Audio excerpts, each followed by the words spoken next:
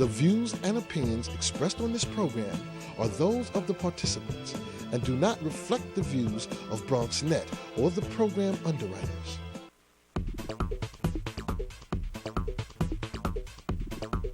BronxNet.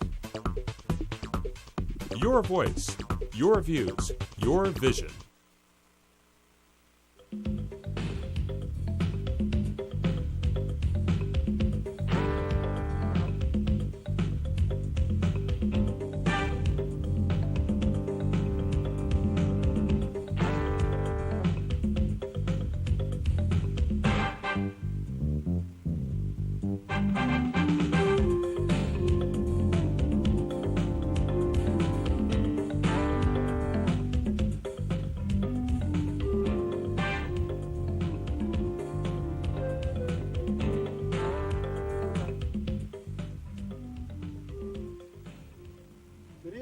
And welcome to Bronxtalk.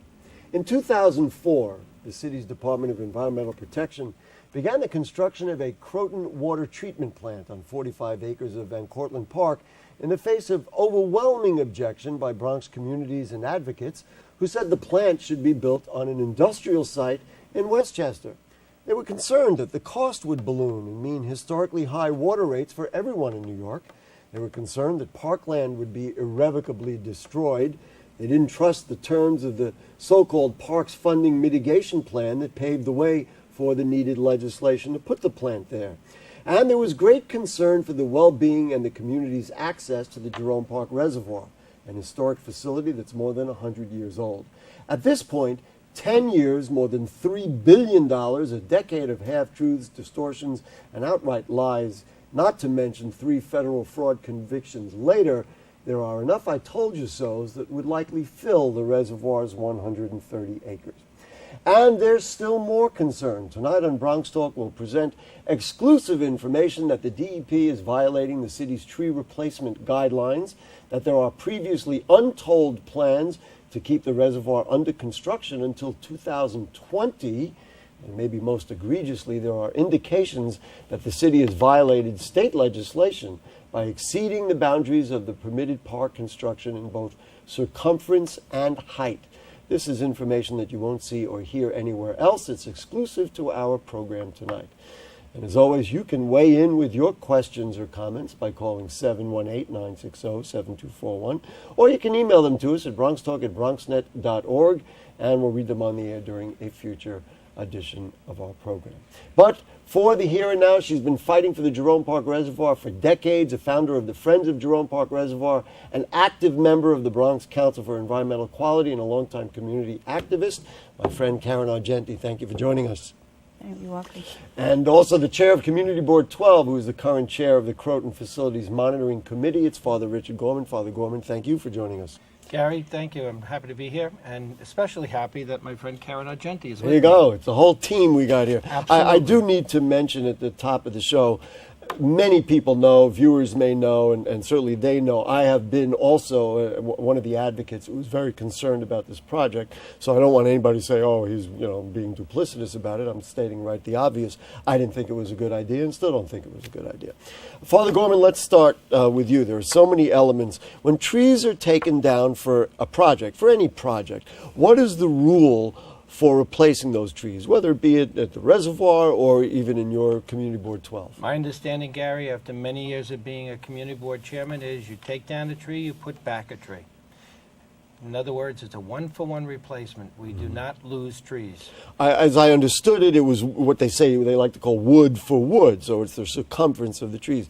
When a tree is taken down or trees are taken down in your community, what's the process and how does that work? They say what trees are where they're going to go, or how does it work? Well, we haven't had too many projects like that, praise God, but the fact is that whenever we have a situation like that, we find out how many trees are coming down. We ask that an equal number of trees be replaced in the general area from which the trees have been taken. 150 trees were taken down around the circumference of the reservoir, as I understand, for 2 different projects. One was to put the running path or the walking path or jogging path, whatever you want to call it, around the reservoir. And the other was because they were concerned about the stability of one of the walls that actually holds the reservoir, so they took the trees down. What is the plan to replace those trees? That's a good question. not trying to be flippant, but only God knows at this point. I think the problem that we have right now, Gary, is that even while we know how many trees were taken down, even while there was supposedly a general agreement between the Departments of Environmental Protection and Parks and Recreation to get the trees back into place, what we essentially have been led to believe is that one agency doesn't trust the other agency to be honest with it in telling the true cost of replacing the proper number of trees, and so they're talking about it. So DEP, the Department of Environmental Protection, and the Department of Parks and Recreation can't agree on the cost. This is what I understood. It would seem that they're feuding sisters, yes. Karen Argenti, you and I and Father Gorman, who was the chair of the meeting, we attended a FMC meeting, that's the monitoring committee, on June 24th, and they basically said we can't come, what should happen here? Or they can't come to agreement about where the trees should be planted. How egregious is this, and what ought to be done at this point? Well, I mean, it's just ridiculous. I mean, if they, for want of a better term. for wherever they can't agree, put it to the side, and whatever they agree upon, let's get these trees planted. Because, I mean, the Department of Environmental Protection would save a lot of money if they had more trees. You talk about the problem with combined sewer overflow and water going down the drain and into the rivers and having to be pumped, and that's very costly to the city of New York and the ratepayers. So it's not only the beauty of the trees and you know. It's a ridiculous conversation. Plant the trees. And so we don't really know why or what the answer is. Now, I will tell you that Bronx Parks Chair Hector Aponte, Shane Ojar from the DEP, and Vincent Moorhead, also from the DEP, were at that meeting that we attended, and they all agreed that they said the decision is being made by higher-ups. So where does that leave you on a committee that's trying to do the right thing? Well, where it basically leaves me, Gary, is scratching my head why they try to reinvent the wheel 2 administrations ago when they took decisions like this away from local district service cabinets and local borough boards and put them all in the bullpen down in City Hall. It seems that the people downtown want to make all these decisions. They're micromanaging the city, and I think it's to the disadvantage of the people who live in the local neighborhoods. A lot of people know the area, certainly around the reservoir, across the street from the Bronx High School of Science. They've had this big white wall up there for all the years of the construction of the plant. You asked the question at the meeting, when are you taking down the wall? And I can review it. You can review the response. And they said, well, we can't do it now because you can't plant the grass now. I'm like, well, you know, you can plant grass anytime. It's just grass. They said it was to seed the grass, and there are other places, even around the reservoir, where they just put up a fence and to they seed seeded the grass. Right. Well, what do you think is at play? Why wouldn't they? You know, it's like the issue of the trees, the issue of the wall, the issue of finishing work at the reservoir. All of these issues are the same. They can't seem to tell the truth. They don't want to do the right thing, and nobody is able to be interested enough or strong enough, none of our elected officials, nobody that we know who's involved in this, to help get this done. To draw the line and say, you know, I do want to, in all fairness, say that at the meeting, the DEP, we can put up, there was a quote from Vincent Moorhead, who's the executive construction manager, who was asked very directly why can't the trees, so let's take a look at that quote. It's very short and very sweet. Why can't the Goulden Avenue wall be taken down? And he said, I don't know. So now, after asking about the trees, the decisions are being made by higher-ups. A construction engineer didn't seem to disagree with you, but that, of course, is his reaction. So basically, there's no reason for anything that happens at the Facilities Monitoring Committee to be real. The people who are coming are not the people who know the answer to the questions. Or empowered to say. Right. If they know, they won't say.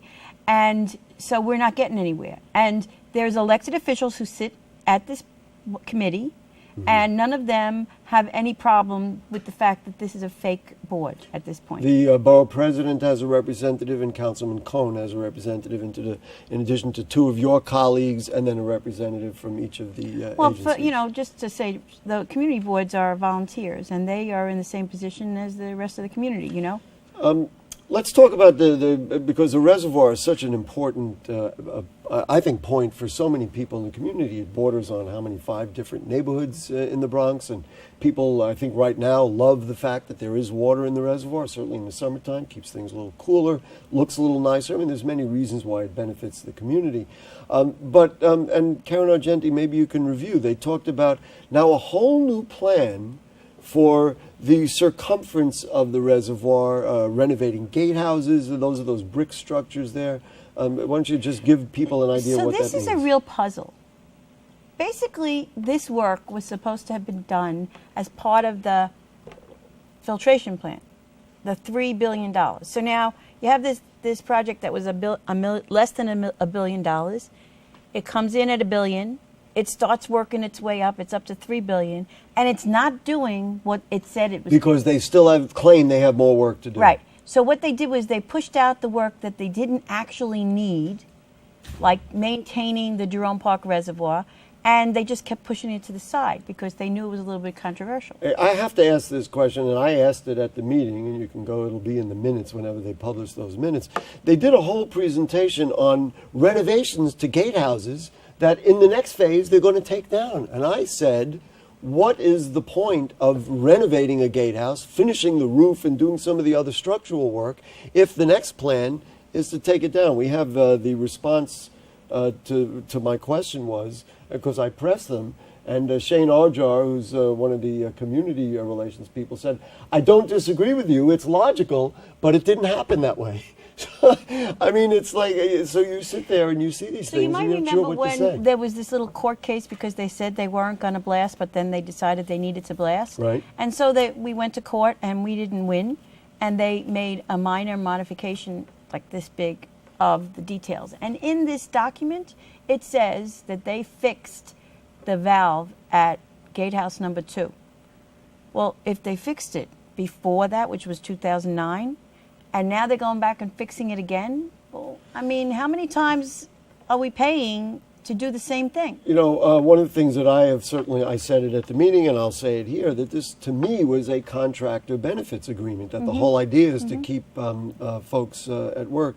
You were, Father Gorman, on a tour of the reservoir in December. Were you at that tour? I wasn't at that tour, but I've toured it on other occasions. So they're talking now, and this is what I mentioned at the beginning, the east wall, the big wall that runs the interior of the reservoir, the length of Goulden Avenue, they're talking about replacing that, or it needs renovating. Do you know anything about that? No, as a matter of fact, I was surprised, as much surprised as the rest of everybody else, when that was recently announced. It just seemed kind of strange to me because, again, having been involved with this process since the time Rudolph Giuliani was mayor, I can remember saying that nothing involved in this whole project would have to do with the Jerome Park Reservoir.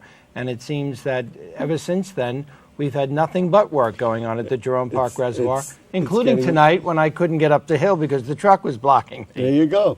What do you know about these east wall? Now, you brought up the question, if you did blasting and you had a 100-year-old stone structure, maybe that's what the cause of the problem is. The old Croton Aqueduct is actually the wall, the east wall.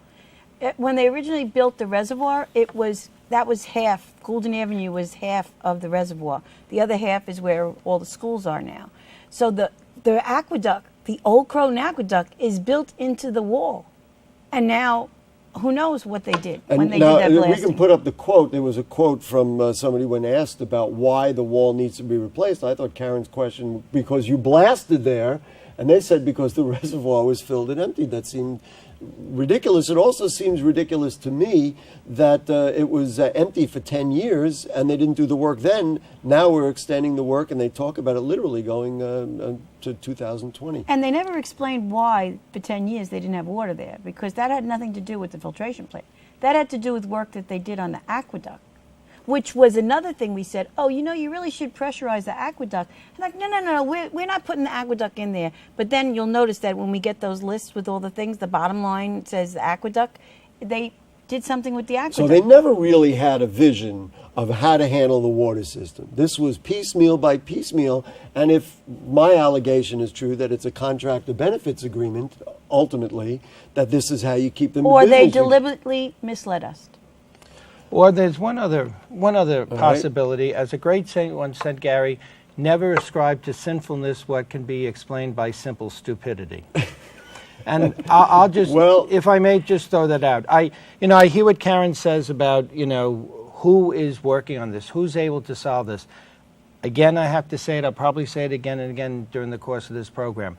When you take the ability of local officials and local community groups and community boards, when you take away their ability to be involved in the process, then we don't count for nothing and we get stuck with the mess of the project. And that's what we're getting now. You better believe it, brother. Certainly, I advocated during the meeting that if they're going to remodel anything in the reservoir, people like Karen Argenti and others should be involved because they've been fighting for the reservoir for 40 years instead of all of a sudden we read plans at a meeting.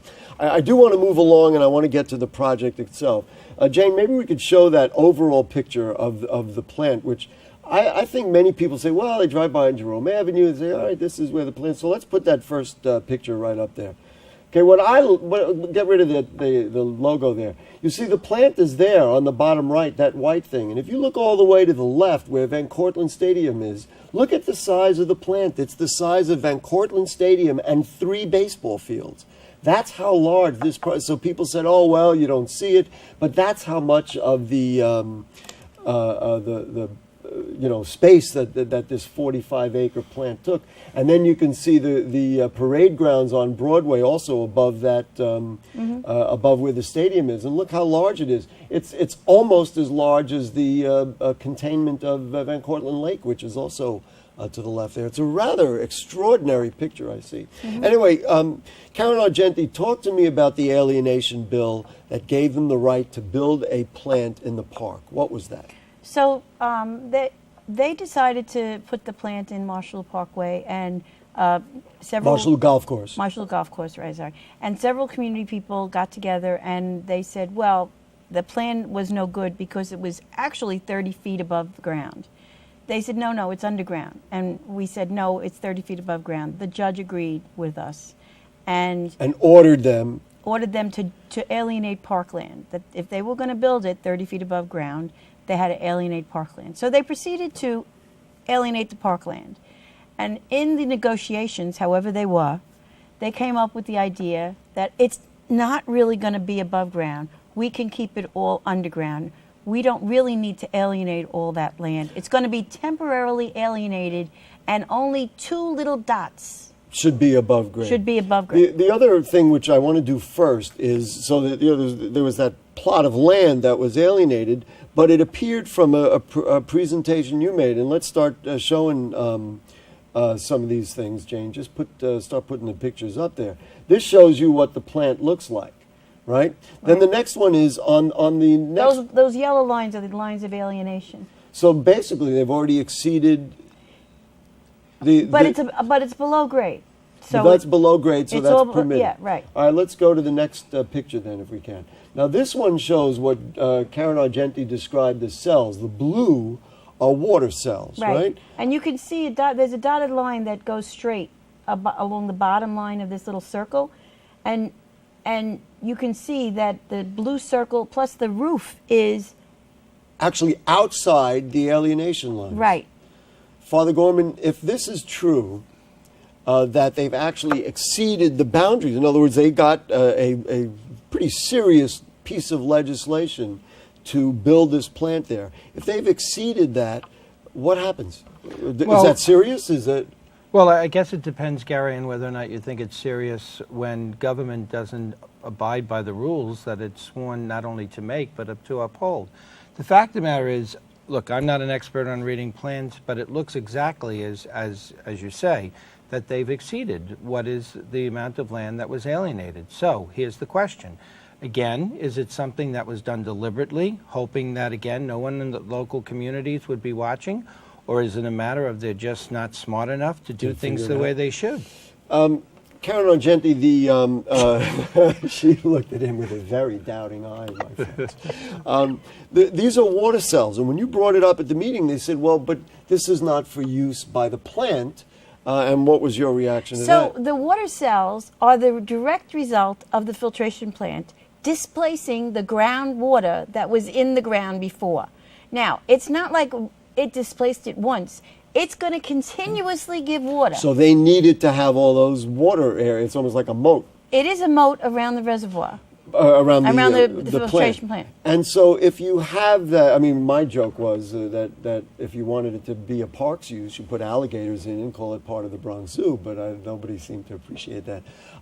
So again, if this is true, is there any mitigation for it? Is there anything to say? Do you take it to court? Do you say take the plant out of the ground? What do you do with that? Well, before I actually saw this, I had worked with, as a result of one of the other FMC meetings, with some people, and we developed a basic alienation bill, which could be sent to the City Council, the State Assembly, and the State Senate, and signed by the governor, and it would alienate the land just like the DEP wants. And in return for the alienation, generally when you alienate parkland, whatever you alienate, you should get, it's like the trees, you should get that back. was the mitigation funding, which is another No, whole you should get story. back parkland. Oh, parkland. Okay. It should be parkland. You take, Right. how So many? you're saying if you give them that land, what do you want back? So Parkland. we want back parkland. Take an So you- area that's not parkland and does Figure out how many Much- acres it is and give it back to us. I want to get to these next, and this goes to what your point was earlier about the height of the project. So the plan here now. So Jane, show the first picture that we have. The plan here was to have something that was below grade. Now, folks will take a look at this. This is the entrance, and you can clearly see. Number one, there are structures, cement structures, that are going to be well above grade. And number two, they're definitely walking on a slope upwards, right? I mean, it seems without a doubt that it's above grade, which would break the alienation. Jane, let's try to get the next one as well. That would be great. Now, this is plans. Just describe what this is. This is the plans that were presented to the Public Design Commission in 2013. They got approval to build it, and I went down to look at these plans, and when I looked at them, I said, interesting. Look at the people. And then, I don't know if you can see it now, but there's a bunch of... We have another. Jane, put up the next picture, if you would. Look at that. ramps. You see the people walking up the ramp? You see how little the people are? There's no way that this is... How tall is that wall? It's got to be like 30, 40 feet. And then I must say that when this was presented at the FMC meeting, the response from the DEP and also Mr. Aponte from the Parks Department was, this is the golf house that you had asked for, you meaning the community had asked for a golf house. Go back to that picture if we can. That is not a golf house, folks. No, as a matter of fact, Gary, It's as you almost can 3 stories high. not only is there a ramp going up, okay, but if you notice, on top of that structure, there's a fence. Yeah. You don't put a fence on top of a golf house.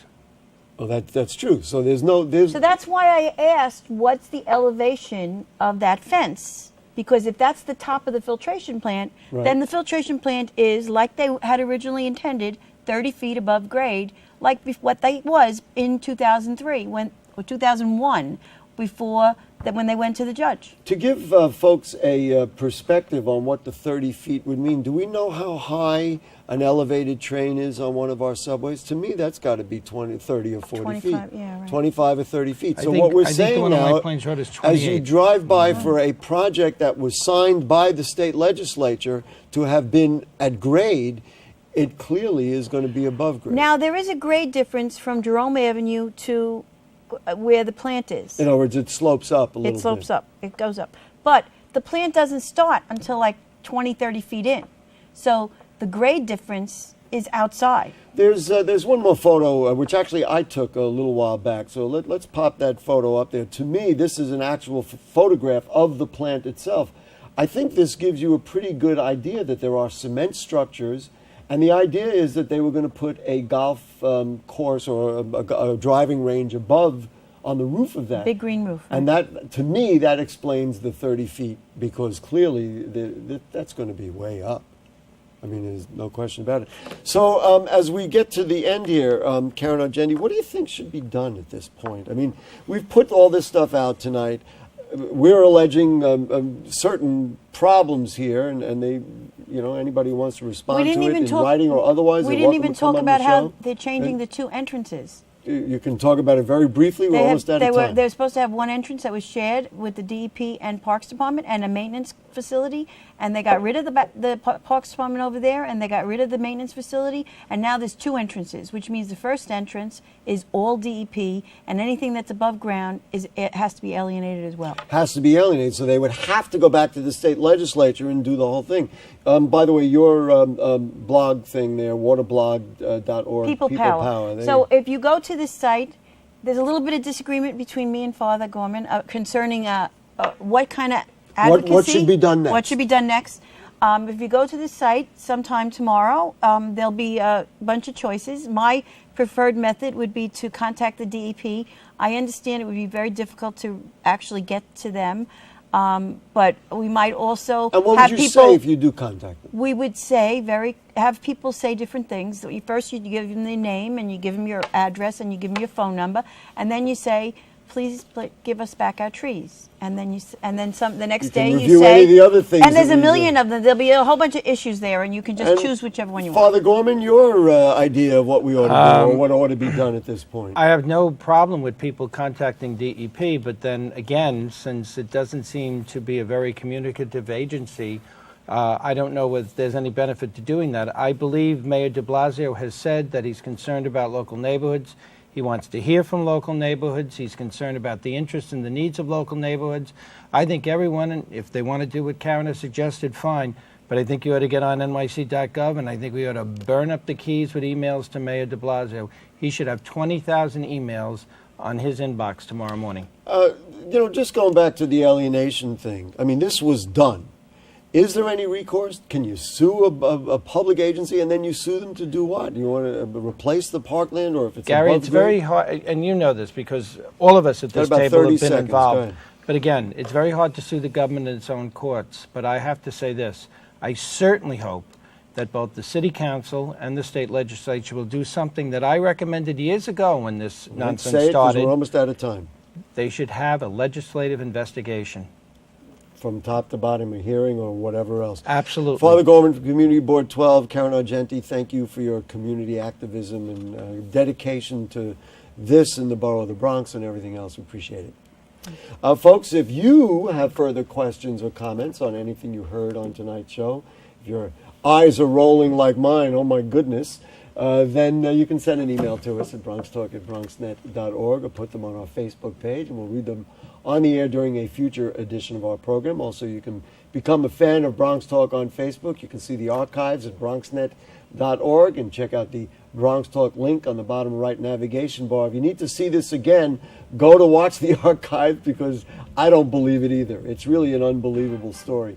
Anyway, next week, make note, and we will ask him about it.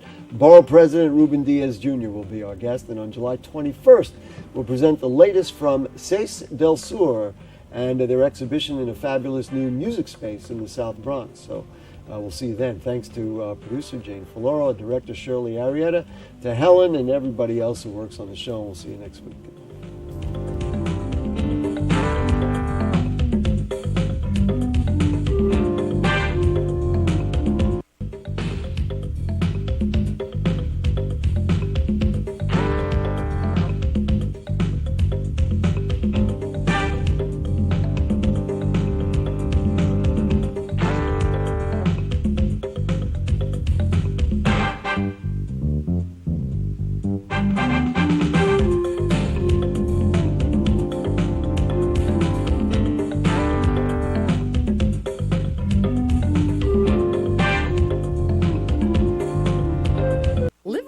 For a while, and you get to know a few things. Like, I know she does strange tricks for no treats. But the one thing I will never for the life of me know is how she gets so tiny and inside that box. Natalie, how do you get so tiny?